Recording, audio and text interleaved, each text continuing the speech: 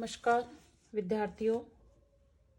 प्राचीनकालीन शिक्षा पद्धति के क्रम में आगे बढ़ते हुए आज हम शिक्षा के विषय, शिक्षा व्यवस्था की अवधि एवं स्त्री शिक्षा के विषय में जानकारी लेंगे।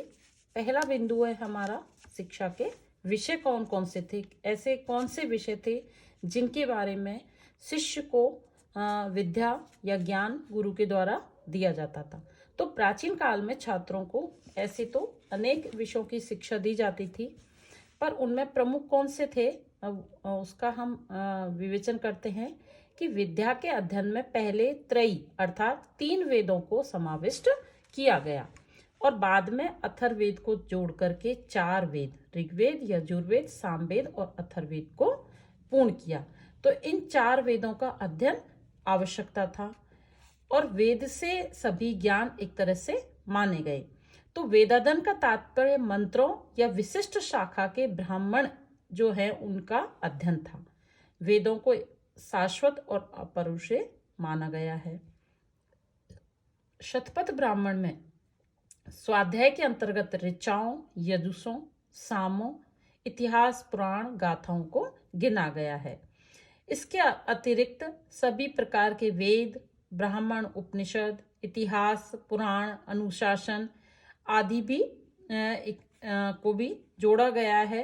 उपनिषदों में प्राय आता है ब्रह्म ज्ञान की खोज। तो 4 वेद और 5वें वेद के रूप में इतिहास और पुराण। अब वेदों के वेद जैसे व्याकरण है, राशि, देव, निधि, वाक्य, निरुक्त है, राजनीति है, छंद और ध्वनि है। तो इस तरह की अनेकों जो विषय थे उनको उस समय एक उनकी ज्ञान प्राप्त करना उस समय आवश्यक माना था। दूसरा, धर्मशास्त्रों में 14 विद्याएं मानी गई हैं। कौन कौन सी? पुराण, न्याय, मीमांसा, धर्मशास्त्रांग मिश्रिता वेदा स्थानानि विद्यानाम धर्मस्य च चतुर्दश है। पुराण, न्याय, मीमांसा, धर्मशास्त्र, 6 वेदांग, शिक्षा, कल्प, व्याकरण, निरुक्त, छंद और ज्योतिष तथा 4 वेद। ये 14 विद्या के एक प्रकार से स्थान या उस समय कारण माने गए हैं। इसके अलावा 18 जो हमारे पुराण हैं उनकी भी इन विद्याओं में चर्चा की गई है।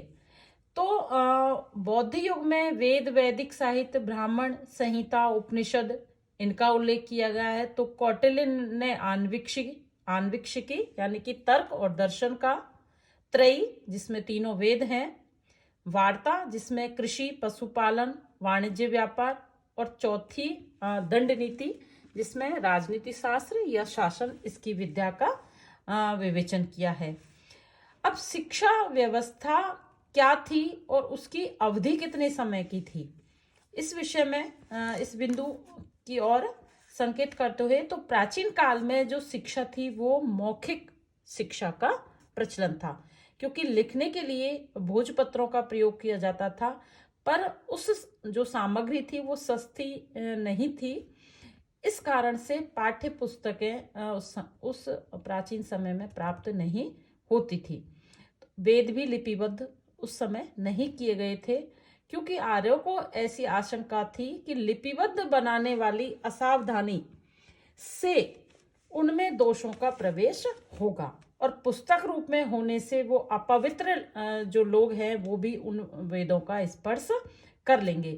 तो इस कारण से पहले जो वेद आदि का जो ज्ञान था वो छात्रों को मौखिक रूप में ही दिया जाता था और इस विधि का प्रयोग दूसरी विद्याओं की शिक्षा में भी हुआ। पहले जो पाठ्य सामग्री थी उसके कुछ अंश को जो गुरु है वो पढ़कर शिष्यों को समझा देते थे और शिष्य बाद में उनको याद करता था।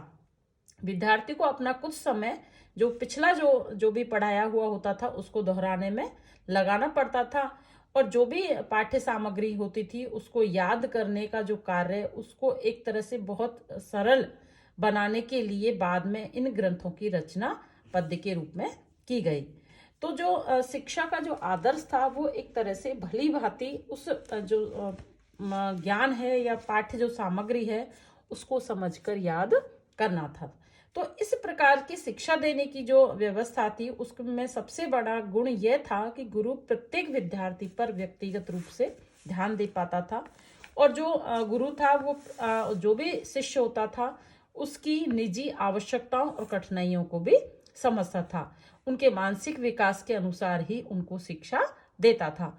तो प्राचीन काल में शिक्षा प्रधान रूप से वार्तालाप और प्रश्नोत्तर प्रणाली के रूप में दी जाती थी। जो बात शिष्य के समझ में नहीं आती थी उन पर गुरु से वो प्रश्न करता था, वाद विवाद होता था। और इस जो ये उस समय का जो एक प्रणाली बनी हुई थी उसका लाभ ये था कि विद्यार्थी का जो मस्तिष्क है वो सदैव जागरूक रहता था, उसमें हमेशा एक जिज्ञासा रहती थी, और वो पूर्ण मनयोग से पाठ को जो भी समझाता था गुरु के समझाए हुए पाठ को याद करने का प्रयत्न करता था। तो इस तरह से गुरु और शिष्य के बीच में जो एक संपर्क सूत्र है वो सदैव बना ही रहता था। प्राचीन काल में जो गुरु होते थे वो प्रतिदिन बच्चों की जो होती थी वो परीक्षा लेते थे, और हर एक शिष्य से अलग अलग प्रश्न पूछकर ये समझकर कि उसने पिछली बताई हुई चीजों को याद किया है या नहीं किया है, तब ही जाकर जो गुरु होते थे वो दूसरे विषय की ओर बढ़ते थे। तो विद्यार्थी को शिक्षा की समाप्ति के बाद भी अपने ज्ञान को बनाए रखना पड़ता था। उसे किसी भी अवसर पर शास्त्रार्थ या वाद विवाद में अपनी योग्यता दिखाने के लिए उपस्थित होना पड़ता था। कभी कभी तो ऐसा होता था कि शिक्षा की समाप्ति पर विद्यार्थी को किन्हीं विद्वानों की परिषद में उपस्थित होकर कुछ प्रश्नों के उत्तर भी देने पड़ जाते थे। आज यदि हम आप लोगों में से किसी को भी खड़ा कर दे तो बच्चों को शायद पता ही नहीं होता है कि पिछला जो हमने वीडियो बनाए हैं वो किस विषय से संबंधित था। तो ऐसा प्राचीन काल में नहीं था। अध्ययन या विद्या प्राप्ति केवल ब्रह्मचर्य आश्रम तक ही सीमित नहीं थी, अपितु ये गृहस्थाश्रम, वानप्रस्थाश्रम और संन्यास आश्रम तक भी ये ज्ञान को सीखने का जो क्रम है वो चलता रहता था। जैसा कि मनु ने बताया है कि गृहस्थाश्रम में एक गृहस्थ अपने आश्रम के कर्तव्यों को पूरा करते हुए पूर्व आश्रम में पढ़े हुए पाठ को नित्य पढ़े। देखिए पंक्तियां हैं जो मनुस्मृति में लिखी गई हैं। नित्य शास्त्राण अन्वेक्षेत निगमांश्चैव वैदिकान। शास्त्रों के विज्ञान उनके रहस्यों का जितना मनन किया जाता है उतना ही वह स्पष्ट होता था और उसमें रुचि उत्पन्न होने लगती थी। इसके अतिरिक्त शास्त्रों को सुरक्षित रखने के लिए लिपिबद्ध न किए जाने के कारण यह आवश्यक भी था कि नित्य पाठ के द्वारा उसे मौखिक रूप में सुरक्षित रखा जाए। दूसरा है कि विद्या में पारंगत हो जाने के उपरांत यदि वह बुद्धिस्त न हो सके तो वस्तुतः उस फिर ज्ञान का कोई महत्व नहीं है। तो जो विद्या पुस्तक में विद्वान है, विद्यमान है, तथा जो धन दूसरे के हाथ में समुचित समय के आने पर न वह विद्या और न वह धन कोई भी प्रयोजन सिद्ध कर सकता है। तो छात्र को चाहिए कि जो ज्ञान जब दिया जाए गुरु के द्वारा उसको उसी समय अपना कंठस्थ कर लेना चाहिए, तभी उस ज्ञान का उपयोग है।